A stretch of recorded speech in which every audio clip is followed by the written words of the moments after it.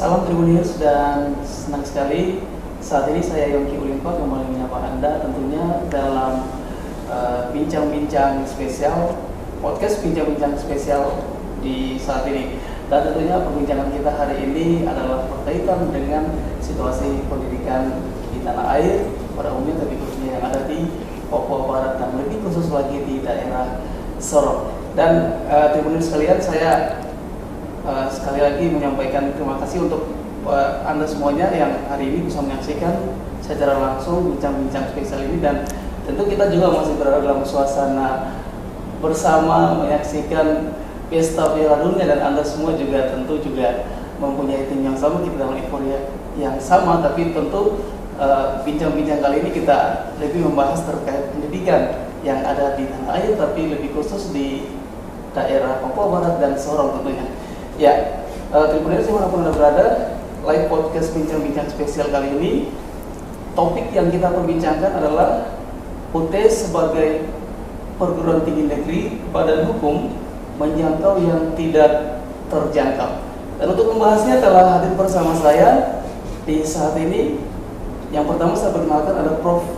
Hanif Nurkolis, Ketua Senat Universitas Terbuka. Selamat jumpa Prof, salam sehat. Selamat jumpa, salam sehat juga. Juga ada Bapak Syafriansa, Esos MSc, Direktur Universitas Terbuka Sorong. Selamat berjumpa. Selamat jumpa. Pak Direktur, salam sehat. Sehat selalu. Topik kita hari ini berkaitan membicarakan tentang UT sebagai PTNBH menjangkau yang tidak terjangkau. Sebelum jauh nih Prof dengan Pak Direktur, kita hari ini ada dalam euforia sepak bola. Saya ingin tahu nih Pak Direktur sama Prof sendiri, ini tim mana yang dipegang nih? Saya tuh malah jadi bingung ya. Iya. Jadi anak menantu itu suka sekali dengan sepak bola ya. Iya. Nah, saya itu tipe orang yang nggak suka bola, saya nggak ngerti. Jadi saya kalau ditanya sepak bola merasa nggak ngerti apa-apa. Iya. Jadi saya nggak tahu itu ya. Jadi semua orang suka sepak bola itu. Sepak bola. Tetapi saya itu memang sejak kecil nggak begitu suka sepak bola itu ya. Jadi paling saya olahraga yang paling saya suka itu volley. Ya, volley. Sedikit ada badminton gitu ya. Tapi memang sepak bola itu sejak kecil saya nggak begitu suka. Nggak tahu nggak.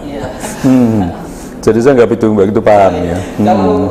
Kalau Pak Tosran sendiri, mungkin ada tim untuk Piala Dunia nih. Iya, kalau saya mungkin ya yang menang aja itu deh. Karena sama nggak ini juga, nggak ngikutin ini. Iya. Iya, Prof dan juga Pak Ketua Pak Direktur sendiri. Topik kita hari ini dalam live podcast bincang-bincang spesial saat ini membicarakan tentang UT sebagai perguruan tinggi negeri badan hukum menjangkau yang tidak terjangkau. Sebelum kita membahas ini lebih jauh nih, saya ke Prof dulu nih sebagai Ketua Senat UT. Saya juga mungkin sahabat sekalian yang juga sebagai Tribunis juga ingin mengetahui lebih jauh tentang sedikit profil singkat dari Prof sendiri nih sebelum sampai ke Ketua Senat di Universitas Terbuka sendiri. Bagaimana nih, bisa diceritakan? Baik, jadi ini satu punya pengalaman yang unik ya. Uniknya begini. Jadi saya itu dimulai dari bawah sekali. Jadi saya sekolahnya itu tidak tiba-tiba dari SD, SMP, SMA, kuliah itu enggak. Jadi saya dari SD, SMP itu ke SPG. SPG itu sekolah guru. Kemudian saya diangkat jadi guru. Nah, kemudian ada keinginan kuliah itu ada. Tetapi waktu itu kan UT belum ada. Sehingga kalau saya di Semarang ya, kalau saya mau kuliah ke Semarang itu negeri mungkin nggak bisa. Kalau swasta ada banyak. Tapi waktunya malam itu saya pulang terus ke Semarang kayaknya jauh juga. Akhirnya saya tahan. Nah, alhamdulillah pemerintah itu membuka UT. Nah, dengan ada UT, maka karena itu bisa belajar di mana saja, kapan saja, kan gitu, maka kemudian saya masuk UT. Tapi karena memang saya itu sejak awal memang kepingin kuliah ya, maka ya saya kuliahnya serius. Nah, singkat cerita, saya dapat IPK yang bagus. Karena IPK saya bagus, maka saya diberi kesempatan untuk menjadi dosen di UT. Ya, sehingga saya kemudian keluar dari guru SD. Saya mengajar itu sudah 11 tahun saya jadi guru SD. Sempat jadi guru 11 tahun saya. Iya. Iya. Ya. Kemudian saya diangkat jadi dosen UT, ya, karena memang saya alumni, ya katakan alumni terbaik gitulah, ya. Kemudian saya setelah masuk UT kemudian diberi beasiswa untuk mengambil S2 di UI. Di UI selesai S2, master, kemudian saya masuk sebentar di UT. Sempat juga, ini menariknya lagi, sempat jeda menjadi staf khusus menteri. Loh, kan unik gitu ya. Seorang guru SD di desa kemudian juga dipercaya menjadi staf khususnya Pak Menteri Dalam Negeri, Pak Ma'ruf waktu itu. Ya, jadi ceritanya, jadi pada waktu tahun 94 itu UT kerjasama dengan ABRI. Jadi perwira-perwira ABRI itu diberi kesempatan untuk melanjutkan ngambil S1 di UT. Wah, itu zamannya Pak Wiranto, Pak Ari Sabarno, kemudian Ibu SBY, termasuk Pak Ma'ruf itu. Nah, salah satu tutornya saya, itu ceritanya. Nah, mereka ternyata cocok dengan cara saya mengajar, materi yang saya sampaikan, cocok. Akhirnya ya hubungannya menjadi sangat dekat antara kayak guru dan murid itu aja. Nah, maka ketika Pak Ma'ruf itu jadi menteri, kemudian saya diminta untuk membantu sebagai staf khusus Pak Menteri itu. Nah, begitu juga dengan teman-teman, ada beberapa yang menjadi anggota DPR kayak Bu Agum Gumelar itu, ada juga dengan Bu Sarwan Hamid. Nah, ini saya diminta untuk memberikan asistensi ya ketika membahas berbagai undang-undang ya, RUU itu di situ. Nah, terus akhirnya saya kemudian ngambil S3-nya di Unpad. Nah, di Unpad ya. Di Unpad. Nah, dari doktoral saya dari Unpad.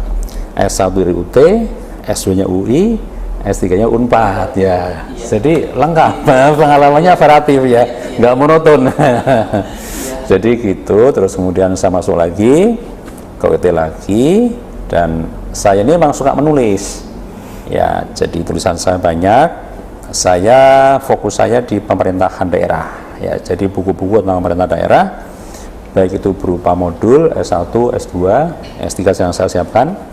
Kemudian yang diterbitkan di Gramedia juga ada, di Erlangga juga ada, di Bimedia juga ada. Dan itu alhamdulillah yang membantu saya untuk bisa ya memberikan masukan-masukan, baik itu di MPR, di DPR, di DPD, di Kemendagri, dan di banyak pemerintahan daerah. Nah, itu saya bisa diberi kepercayaan lah ya. Dan sekarang saya banyak diminta mengajar di UNS, juga di Unpad, di STI Alan ya. Kemarin hari Jumat kemarin saya juga diminta ngajar di USU Universitas Sumatera Utara. Ya. Ya, jadi berarti ini menarik sekali nih perjalanan karir dari Prof. Iya. Sempat jadi guru, kemudian juga melanjutkan S2, S3 di kampus yang berbeda-beda di Prof. Iya, betul. Iya. Iya. Baik, ini saya lanjutkan ini. Tadi kalau sudah dari Prof, saya juga ingin dengarkan dari Pak Safiansah, Pak Direktur UT Sorong sendiri nih, sedikit tentang profilnya. Iya, kalau saya berawal dari pengangkatan CPNS. Iya, jadi saya itu terangkat dari awal itu di Universitas Terbuka Majene, Sulawesi Barat. Nah, tahun 2008 terangkat jadi dosen. Kebetulan sama dengan Prof. Hanif, saya langsung dosen administrasi negara S1, langsung ini terangkat dosen administrasi negara. Jadi terangkat dari S2 langsung penerimaan calon S2 ya pasca sarjana.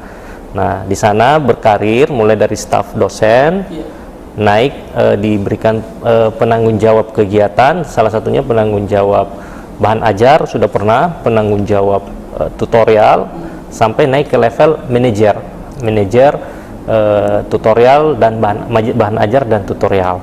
Nah, dari situlah mungkin pimpinan dengan sistem ini berjenjang karir itu memberikan amanah gitu kan, memberikan amanah untuk naik level ke direktur. Jadi jenjangnya memang seperti itu kita di daerah di wilayah gitu kan, UT wilayah. Jadi ya kita diamanahkan untuk diberikan tugas sebagai direktur UT Sorong.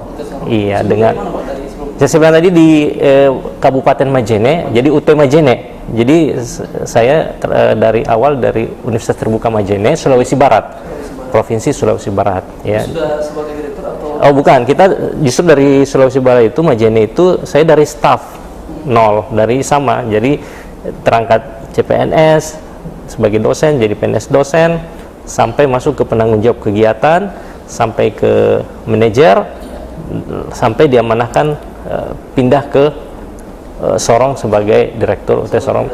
Alhamdulillah dia sejak 2019 diamanahi sampai sekarang. Siap, itu mungkin.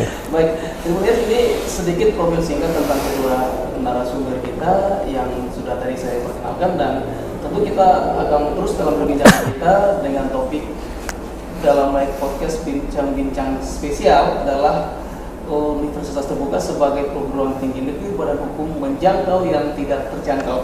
Saya ke Prof dulu nih. Prof, ini topik kita, sebelum jauh kita mungkin ingin mendengarkan dari Prof sendiri.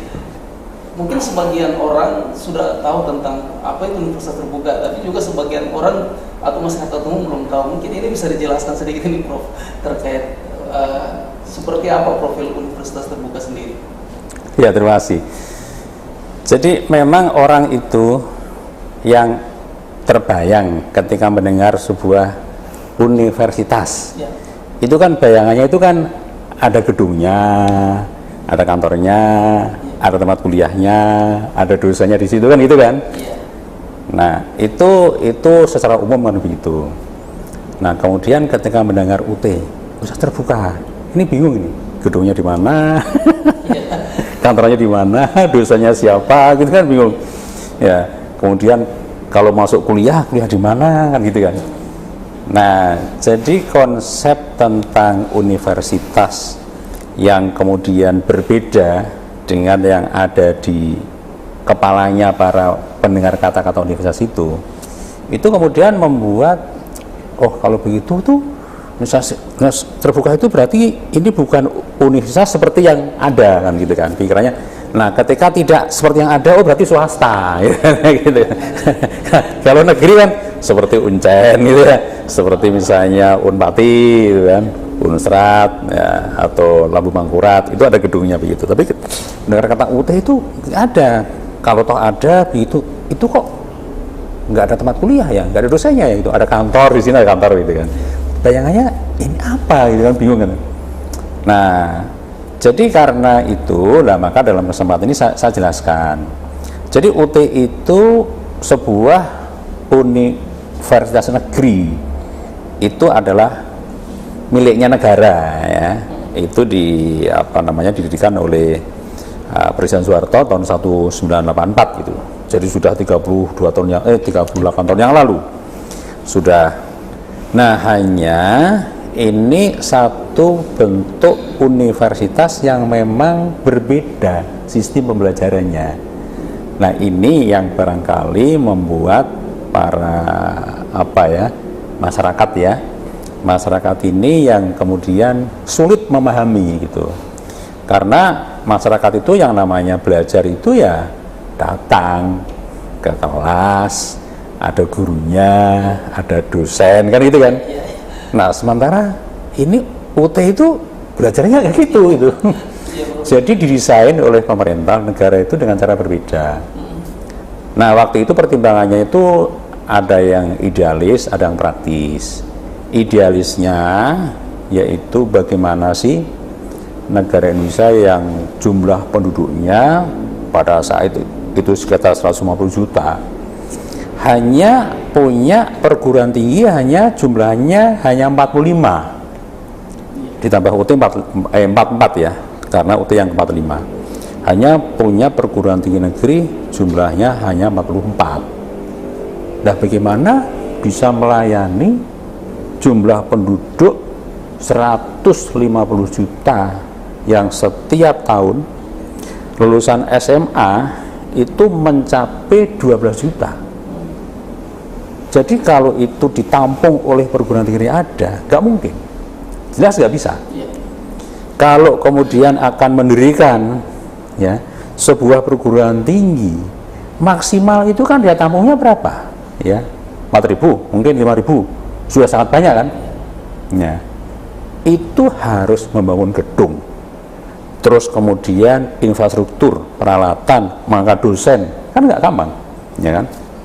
Nah, pemerintah kemudian punya belajar dengan negara-negara maju, ada Pakistan, ada Inggris, ada India. Di sana sudah ada sebuah perguruan tinggi yang cara belajarnya berbeda, yaitu dengan cara belajar jarak jauh. Jarak jauh, ya.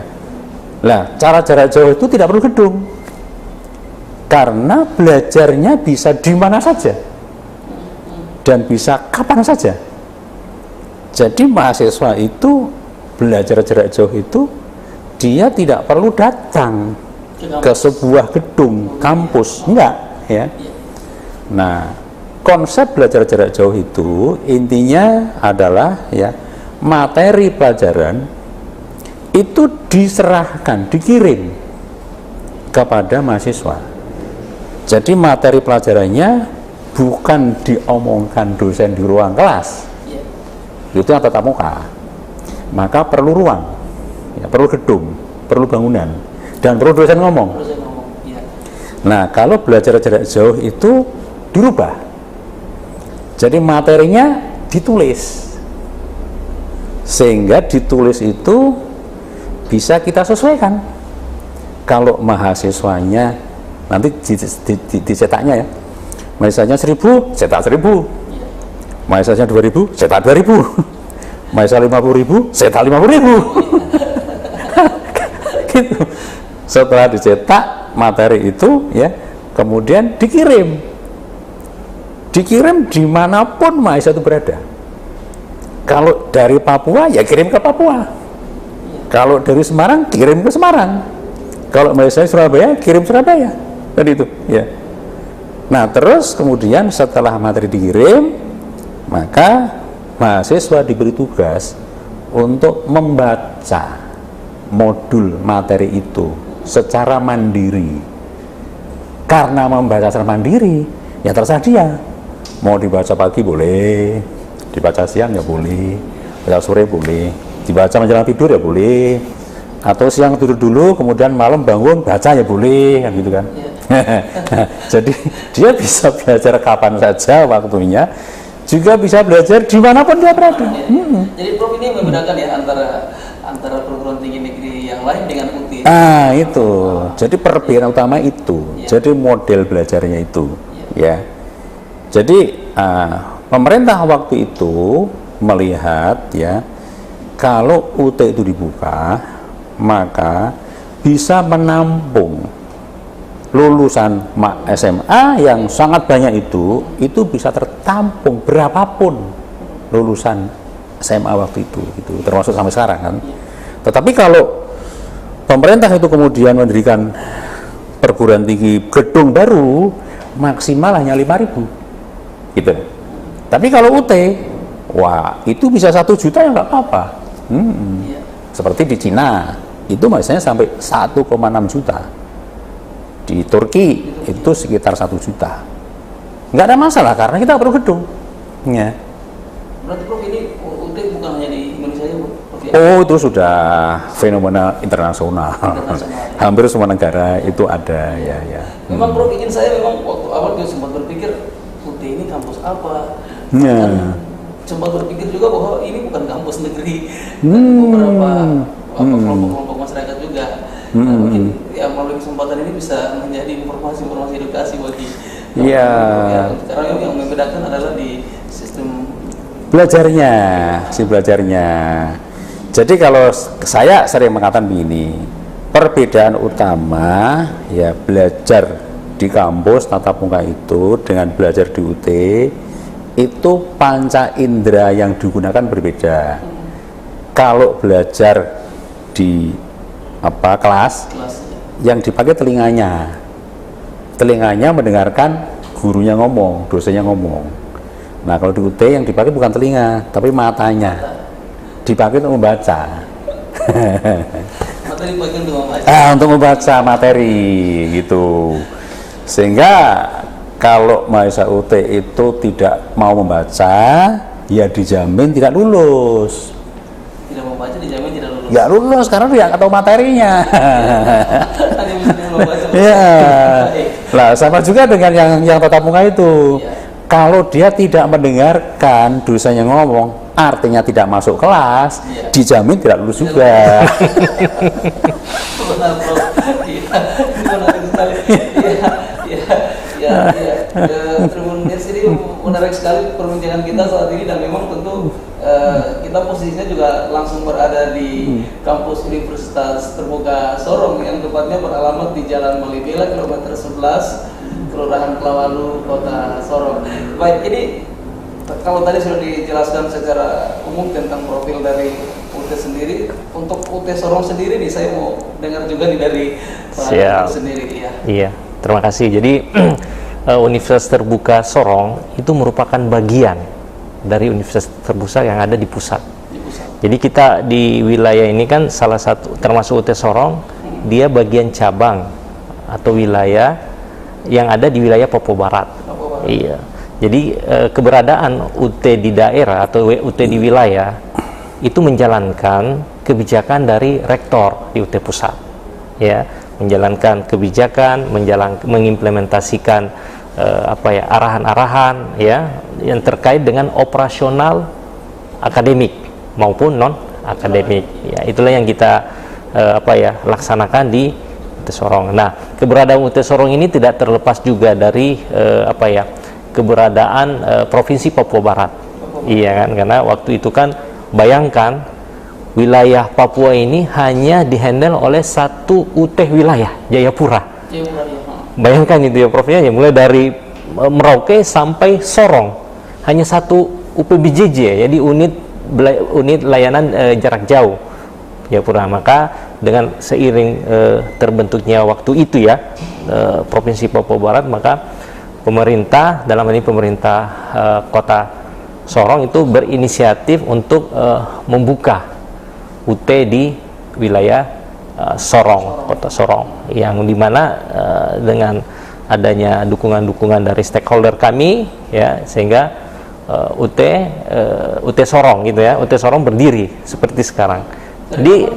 Jadi sejak 2014, iya 2014 berkembang, maju, membenahi diri, sehingga sampai sekarang pindah dari gedung lama yang mungkin difasilitasi oleh Pemda, kita diberikan ruang ruko itu melaksanakan kegiatan-kegiatan operasional layanan kepada mahasiswa, sehingga dengan ada peningkatan yang signifikan jumlah mahasiswa, sehingga perhatian dari rektor, pimpinan di UT Pusat ya bersama seluruh pimpinan UT Pusat memperhatikan, sehingga dibangunlah kampus atau kantor unit layanan belajar jarak jauh UT Sorong ini. Dan disinilah tempat kami memberikan layanan kepada mahasiswa yang ada di wilayah Papua Barat. Gitu. Berarti untuk wilayah Papua, tanah Papua secara umum hanya dua tempat ya? Dua tempat, yaitu Jayapura dan Sorong. Jadi kita anaknya ini Jayapura karena pecahan dari Jayapura. Jadi dengan membagi wilayah kerja Provinsi Papua Barat. Jadi mahasiswa kita ya, mahasiswa yang ada di wilayah Papua Barat, mulai dari Teluk Wondama, Teluk Bintuni, ya kan, Raja Ampat, Fak-Fak, Kaimana, sama wilayah Sorong Raya ini, Manokwari terutama juga kan masuk. Itu mungkin yang penjelasan terkait profil Universitas Terbuka. Untuk jurusan-jurusan sendiri, ada itu yang kemudian dibuka di UT Sorong, dari program dari diploma, sarjana sampai pasca sarjana, bahkan mungkin juga akan untuk program dokter ya, untuk sementara atau sedang diusul nanti ya. Iya, jadi pembukaan program studi itu ada di pusat. Pusat ya? Iya, jadi ya semua pejabat-pejabatnya maupun seperti kaprodinya, ketua program studi, ketua jurusan itu ada di pusat. Jadi di sanalah disusun kurikulum, ya, kebijakan akademik, yaitu di pusat, di fakultas.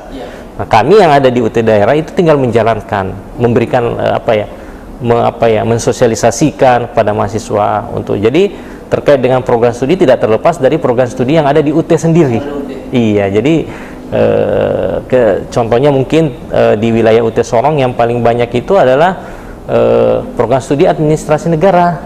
Karena kenapa? Karena banyak ASN pegawai-pegawai negeri yang belum sarjana, mereka kan mau sarjana untuk mengembangkan kompetensinya. Bayangkan kalau dia, taruhlah kita di wilayah Sorong, ya, kota Sorong. Ketika dia PNS belum S1, dia PNS kan kalau belum S1 kan terhambat karirnya. Iya, mau ditunjuk untuk level struktural, apakah itu menduduki jabatan kepala bagian, Pak Sekretaris Dinas atau kepala dinas, itu kan persyaratan formal minimal mungkin sarjana ya Pak ya. Nah, ketika dia mau melanjutkan kuliahnya, dia akan terbentur lagi ketika dia sudah PNS ya.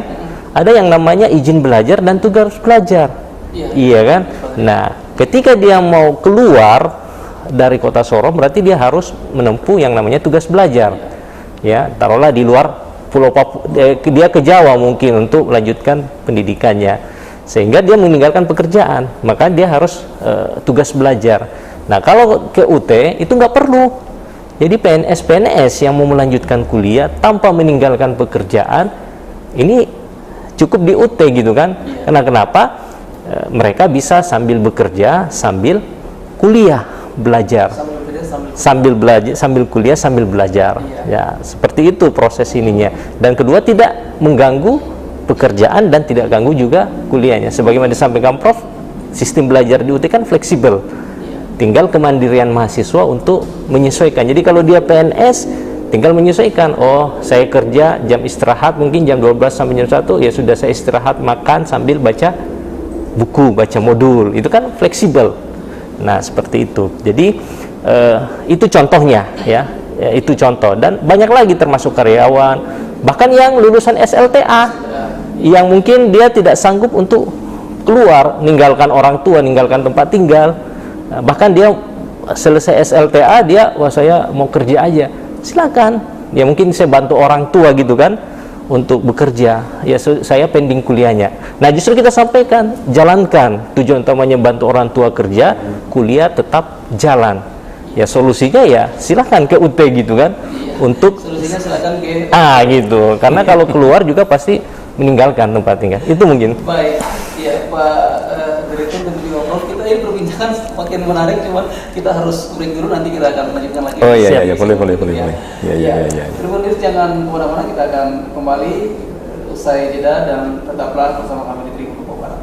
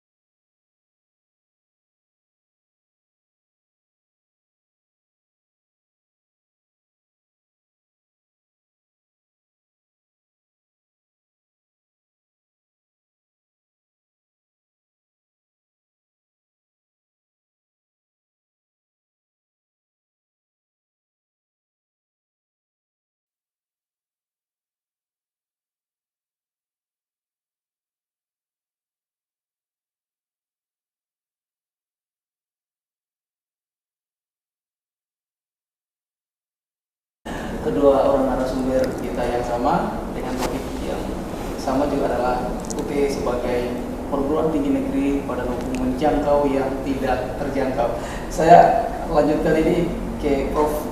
Ini kita ketahui bersama bahwa ini UT telah berubah status menjadi perguruan tinggi perguruan tinggi negeri badan hukum sejak terbitnya PP nomor 39 tahun 2022. Apa perbedaannya Prof setelah sebelum ada perubahan dan sesudah ada perubahan ini? Begini ya, jadi kalau kita bicara negara itu ya, negara itu cara ngaturnya begini. Ada organ-organ negara itu sebagai kantor cabang. Ya. Contoh ya, misalnya ada kantor wilayah keuangan gitu ya. Nah, itu kan kantor itu kan cabangnya dari Kementerian Keuangan. Contoh lagi misalnya kantor wilayah Kementerian Agama di Papua Barat. Nah, kantor seperti itu namanya adalah kantor cabang dari Kementerian Agama yang ada di Jakarta. Itu namanya Satker, Satuan Kerja. Nah, perguruan tinggi juga begitu. Dulu semua perguruan tinggi itu hanya Satker. Itu kantornya cabangnya dari Kementerian Pendidikan dan Kebudayaan. Nah, kemudian dalam perkembangannya itu kemudian ada dua model. Ada namanya adalah perguruan tinggi sebagai satuan kerja, ada lagi namanya perguruan tinggi sebagai badan layanan umum. Nah, kalau itu namanya BLU. BLU itu sudah agak tengah-tengah itu antara Satker dengan badan hukum. Tengah-tengah. Kalau di Pemda itu seperti PDAM itu loh. Ya, itu yang perusahaan daerah air minum itu. Nah, itu kan bukan Satker gitu. Itu kan mirip-mirip kayak badan hukum, tapi bukan badan hukum. Itu namanya BLU, kayak rumah sakit itu. Nah, UT tahun 2011 itu berubah menjadi bukan Satker, tapi berubah menjadi badan layanan umum BLU. Nah, sekarang ini kemudian berubah lagi menjadi badan hukum. Nah, itu apa itu? Badan hukum itu kalau mau gampang itu seperti kayak Bank Mandiri. Jadi Bank Mandiri itu sebuah badan hukum miliknya negara di bawah Kementerian BUMN dan Menteri Keuangan. Tapi dia bukan cabangnya dari Kementerian BUMN, bukan. Hanya pembinanya aja. Nah, ciri badan hukum itu pertama ya, dia sebagai subjek hukum. Jadi dia sendiri, dirinya itu dia bisa melakukan tindakan hukum. Tindakan hukum itu contoh ya, membuat perjanjian sendiri. Dia kayak orang gitu. Badan hukum itu dalam bahasa Belanda namanya Rechtsperson.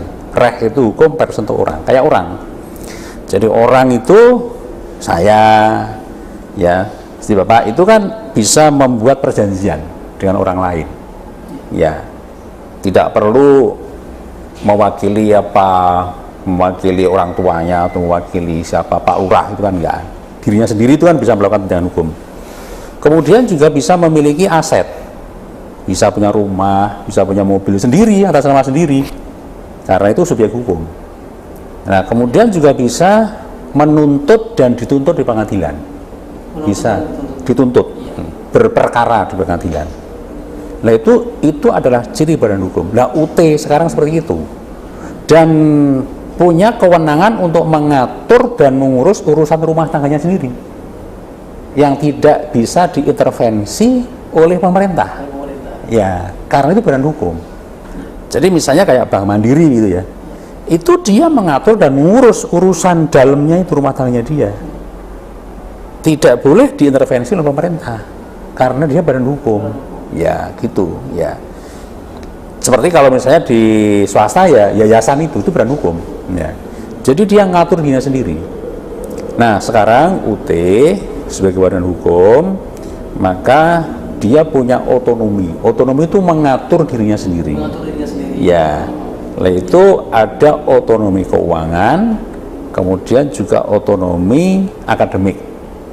Kalau waktu Satker dan BLU, maka kalau kita akan menggunakan uang yang ada di UT harus izin. karena Gimana, Bro? izinnya Kementerian Keuangan. Menteri Keuangan ya. Nah, kalau sekarang sudah jadi badan hukum tidak perlu, karena badan hukum itu sudah diberi kewenangan untuk mengatur dan mengurus rumah tangganya sendiri, gitu loh.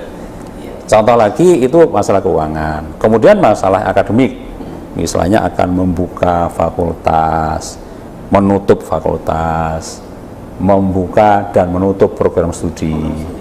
Sudah nggak perlu izin, kita bisa menutup dan membuka sendiri karena kita badan hukum. Cukup memberitahu ya, kepada pembinanya, tetap Kementerian Pendidikan dan Kebudayaan sebagai pembina. Nah terus kalau begitu kan bisa semau maunya? Nggak bisa, karena nanti ada aparat kementerian itu masuk di dalam organ UT. Jadi UT itu setelah jadi badan hukum nanti ada 3 organ. Kalau sekarang ini hanya 2, yaitu Senat Akademik dan Rektor. Nah, setelah menjadi badan hukum nanti tambah 1, namanya Majelis Wali Amanat. Nah, Majelis Wali Amanat ini nanti salah satu anggotanya menteri. Salah satu anggotanya menteri. Nah, fungsi menteri ini nanti sebagai wasit. Jadi kalau misalnya permainannya ini UT ini nanti nggak bener, disumprit nanti. Kalau melanggar dikasih kartu kuning, melanggar lagi kasih kartu merah. Fungsinya itu. Tapi tidak bisa mencampuri. Nah, karena sudah sebagai badan hukum gitu.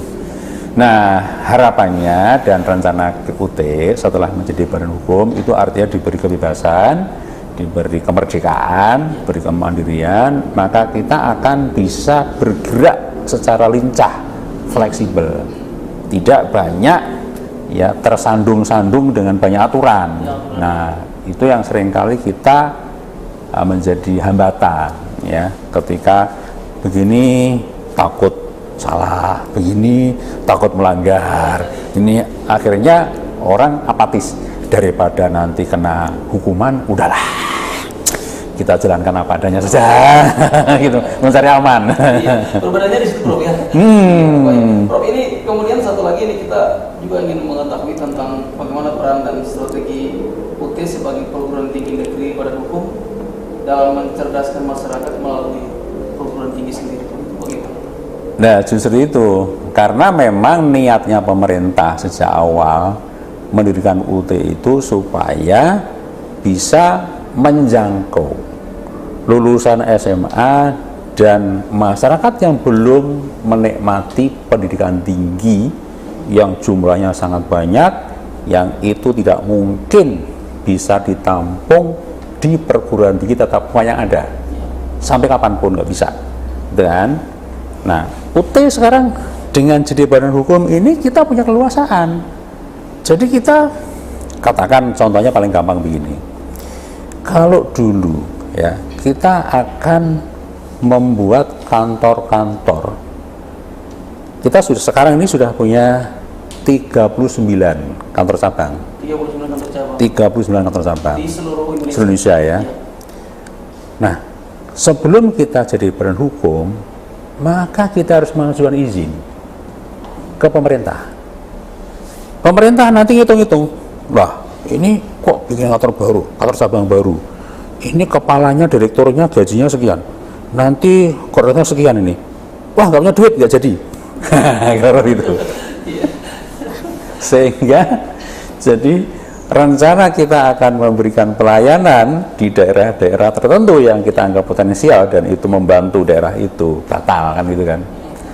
Karena pertimbangan-pertimbangan birokrasi seperti itu, gitu kan. Padahal kan sebetulnya itu kan uang-uang kita.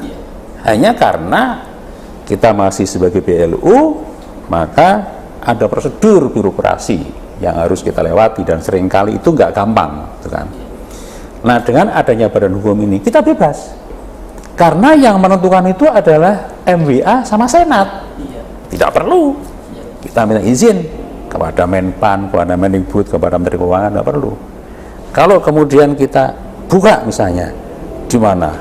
Sekarang di Nabire, kita buka cabang sana, kemudian kita hitung, ya kita survei, ternyata masuk, ya buka aja. Kemudian kita mikir lagi, wah ini ada daerah tertentu yang kemudian kita berikan afirmasi supaya masyarakat daerah sana itu cepat menjadi sarjana sekian orang begitu. Kita buka, bebas sekarang dengan adanya ini. Lah harapannya setelah kita menjadi badan hukum itu, maka kita bisa memanfaatkan gitu ya, untuk bisa memberikan pelayanan pendidikan tinggi pada semua daerah. Iya, semua lapisan masyarakat. Sampai daerah terpencil, tertinggal, terluar, lagi. Nah, itu kita bisa. Sesuai dengan topik kita nih ya, Prof, ini semua menjangkau yang tidak terjadi. Nah, gitu. Ya. Iya.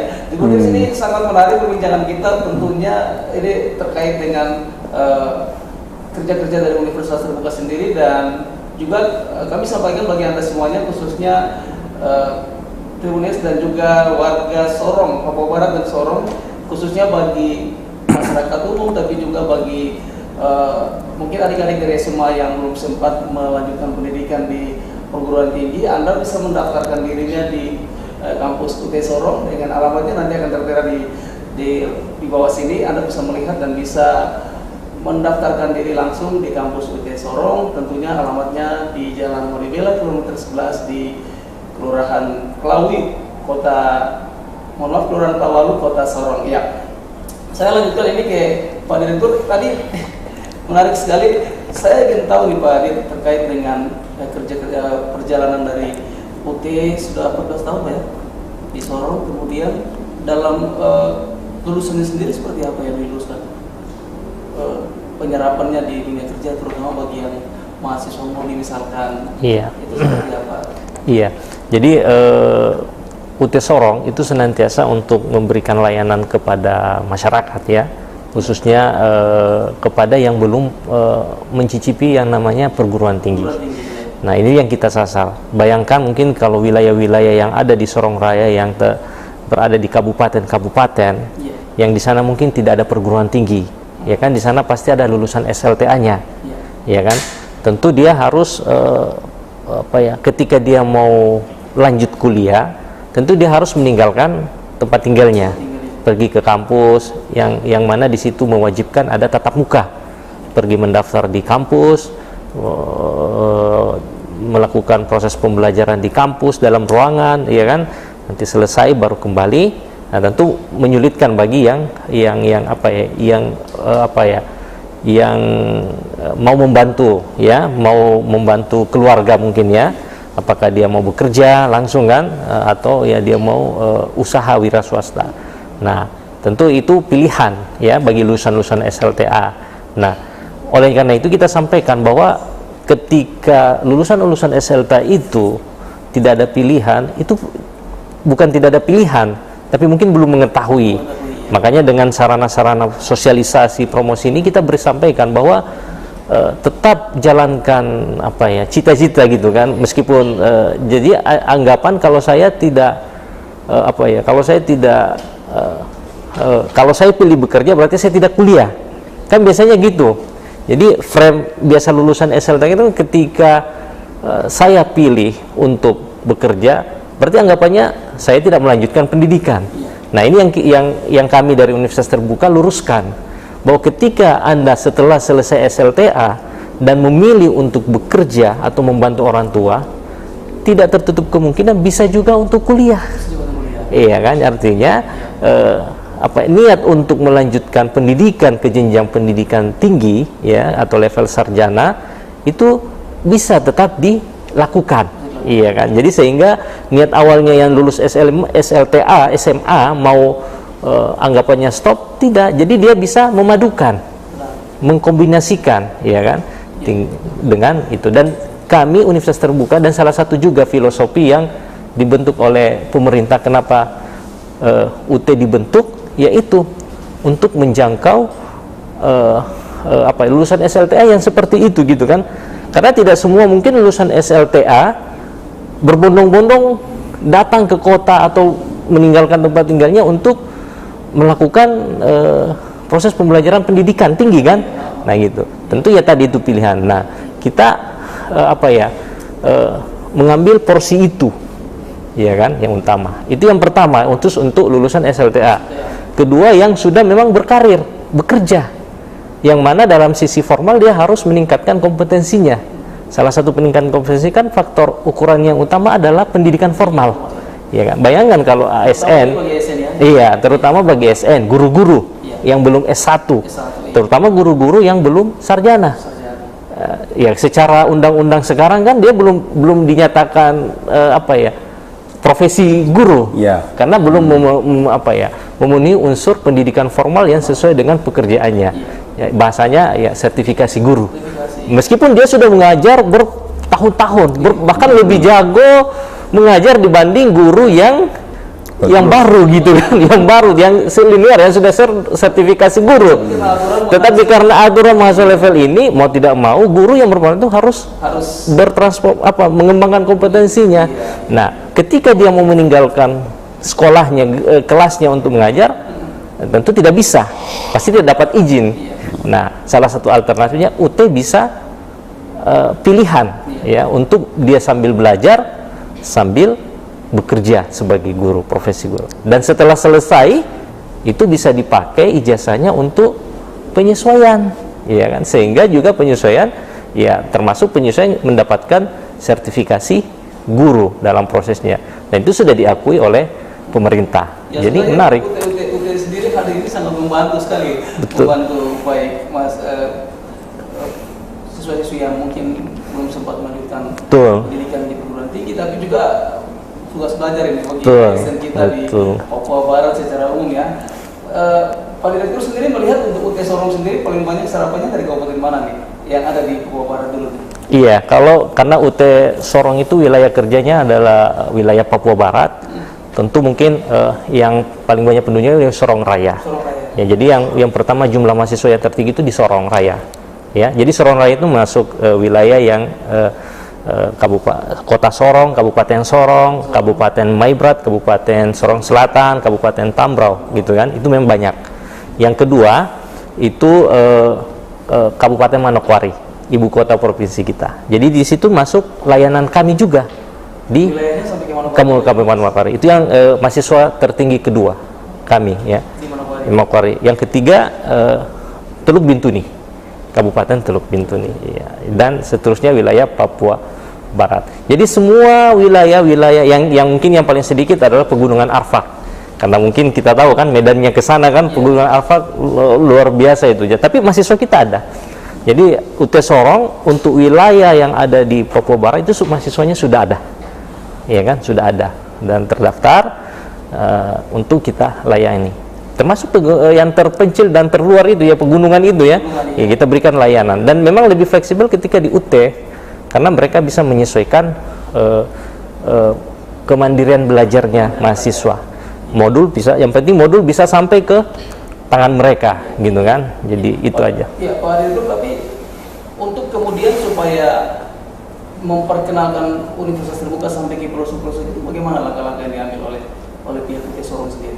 Iya, jadi memang ada beberapa strategi yang UT Sorong biasa lakukan. Yang paling sederhana itu ya, kita melakukan kunjungan ke kabupaten, ke sekolah-sekolah yang ada di kabupaten-kabupaten yang ada wilayah Papua Barat. Ya, contoh ke Teluk Kondama, SMA gitu kan, kita sosialisasi.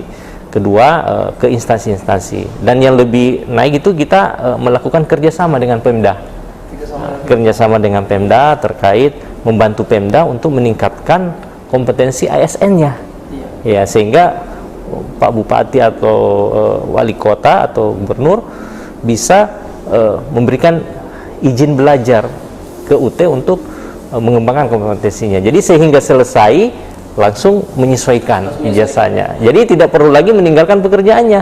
Kan repot ketika izin belajar, tapi ketika diberikan tugas tidak ada orangnya. Nah, itu kan repot. Kenapa? Pergi kuliah di sana gitu kan, di Kabupaten A, Kabupaten B.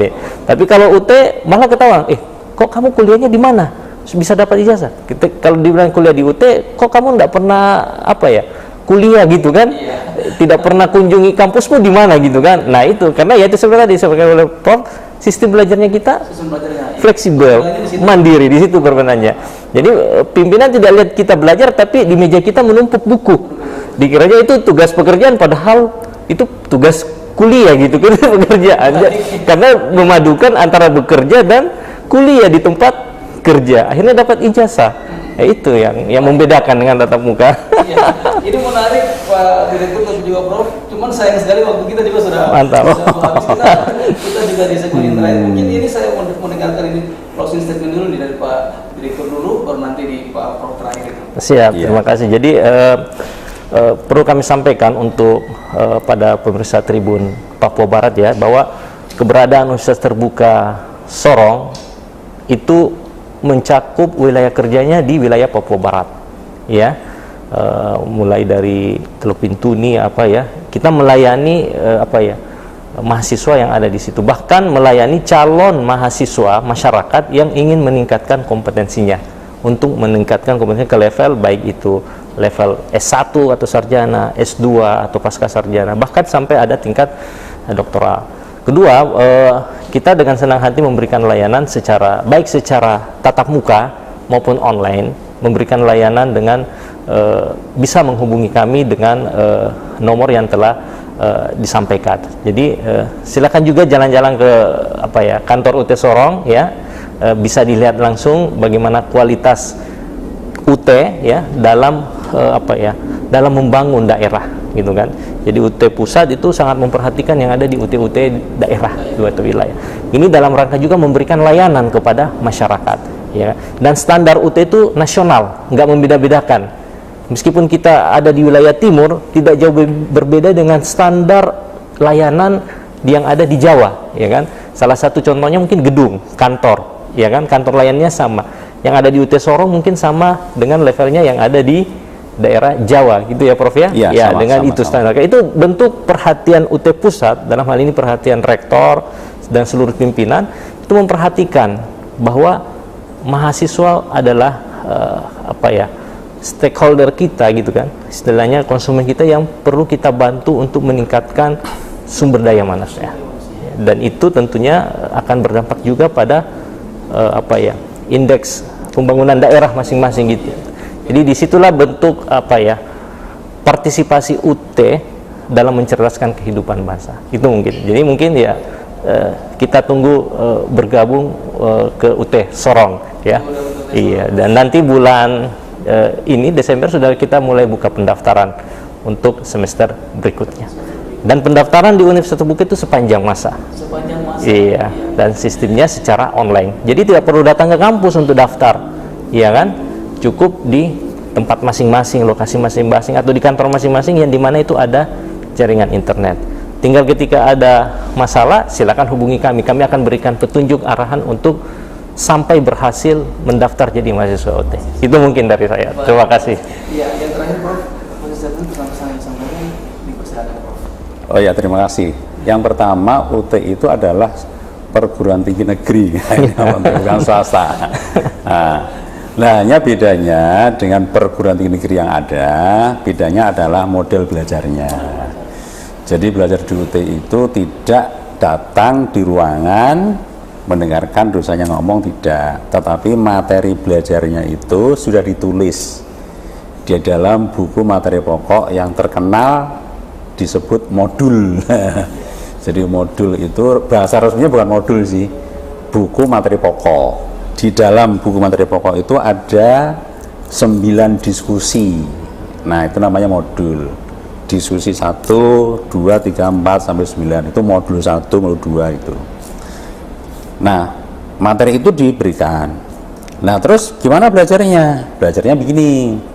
Pertama, membaca. Setelah membaca, diskusi online. Jadi ada diskusinya. Diskusi online lewat internet, namanya tutorial online. Terus kemudian mengerjakan tugasnya nanti diserahkan dosen, tidak diupload aja di online, nanti akan diberi feedback oleh tutornya atau dosennya lewat online.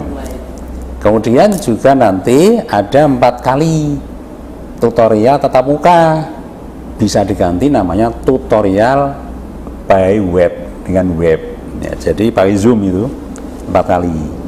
Nah, kemudian nanti diakhiri dengan namanya ujian akhir semester. Nah, itu cara belajarnya. Jadi bisa di mana-mana, ya. Dan ketika untuk tutorial online itu pakai Zoom itu harinya hari libur, hari Sabtu dan hari Minggu. Ya, Minggu. Jadi tidak mengganggu pekerjaan bagi mereka yang bekerja. Kemudian ketika ditanyakan, lah belajar bikin apa bermutu itu? Kalau mau bermutu tidak, lihat aja aslinya. Saya ini lulusan UT.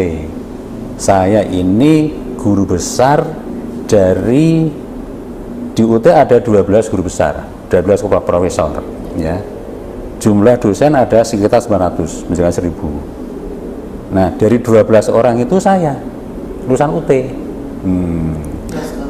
Sekarang jadi profesor. Artinya bahwa kualitas itu. Iya, jadi masa tidak bermutu bisa jadi profesor? Kemudian kalau dilihat dari ASN yang diterima, jadi ada formasi ASN tingkat nasional itu ya, terbanyak itu alumni UT, terbanyak, iya, baru UGM. Nah, kalau terbanyak alumni UT masa tidak bermutu? Kita dapat muri, kita dapat itu dari Museum Muri itu loh, itu dari Jaya Suprana itu adalah diberikan muri. Mengapa? Karena UT itu alumninya paling banyak diterima sebagai ASN. No. Masa tidak bermutu diterima? Jadi jangan khawatir kalau masalah mutu gitu ya. Jangan khawatir gitu ya. Asal penting pokoknya bener belajarnya begitu, pasti kompetensinya bermutu. Tidak kalah dengan PTN-PTN yang tadi yang lain gitu ya. Dan kemudian yang terakhir ya, jadi salah satu keprihatinan pemerintah ini adalah angka partisipasi. Jadi jumlah orang Indonesia yang berpendidikan tinggi itu sangat sedikit, hanya 37%. Sementara Korea yang merdekanya bareng dengan kita itu sudah 90%, Malaysia sudah 60%. Nah, mengapa begitu? Karena kita punya kendala, negara kita besar sekali, terdiri dari hutan, pulau-pulau, laut-laut begitu. Nah, kalau itu tidak dibantu UT, maka untuk bisa mengejar ya angka partisipasi negara kita itu, bangsa kita dengan negara lain itu mungkin bisa 100 yang akan datang. Nah, dengan adanya UT ini, maka kami mengundang ya, jadi para calon atau para lulusan SMA baik yang sudah bekerja maupun belum bekerja dimanapun berada ya, manfaatkan belajar di UT. Anda bisa belajar, bisa meregistrasi, mendaftar, bayar kuliah itu di tempat Anda masing-masing. Apakah di gunung, apakah di lautan sana, apakah di pulau mana begitu, tidak perlu harus datang ke kantor sini, tidak perlu. Ya, kecuali memang kepengen ketemu dengan Pak Direktur, nggak apa-apa. Tapi kalau sekadar bisa terdaftar, itu cukup dari rumah masing-masing. Ya, jadi gitu, kira begitu ini Pak ya. Baik. Terima kasih Prof. Hanif Nurpolis, Ketua Senat UT, juga Bapak Syafriansa sebagai Direktur UT Sorong sudah bergabung bersama kami dalam bincang-bincang di live podcast di bincang-bincang spesial saat ini. Semoga apa yang diperbincangkan ini menjadi informasi penting dan informasi edukasi bagi masyarakat umum, terlebih khusus bagi warga Sorong tentunya khususnya. Ya, baik.